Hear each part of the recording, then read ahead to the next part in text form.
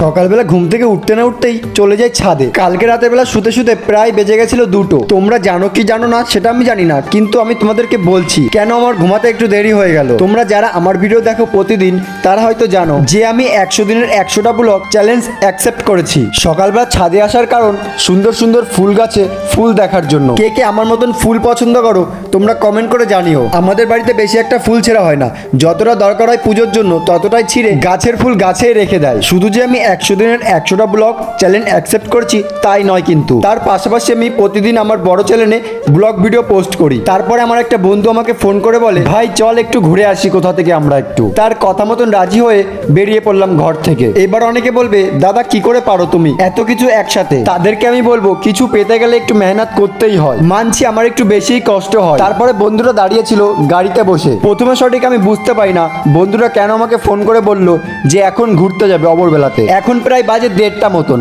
আর আমরা এখন ঘুরতে চলেছি। তারপরে আমরা এই সুন্দর দৃশ্য দেখতে দেখতে একটু ঘুরেই নিলাম। সকালবেলাতে সেরকম কিছু খাইনি, কারণ দুপুরবেলা একবারে ভাত খাবো। তো এদিক সেদিক ঘুরতে ঘুরতে ঘুরতে তারপরে আমরা চলে গেলাম বাড়ির দিকে। যারা যারা এই ভিডিওটা দেখছো পারলে একটা শেয়ার করো। তোমাদের একটা শেয়ারে 10টা মানুষ আমাকে চিনবে, তার মধ্যে একজন হলেও আমার প্রোফাইল চেক করবে, সেখান থেকে আরো কিছু ভিডিও দেখবে। তাদের যদি ভালো লাগে তারা সাবস্ক্রাইবও করবে।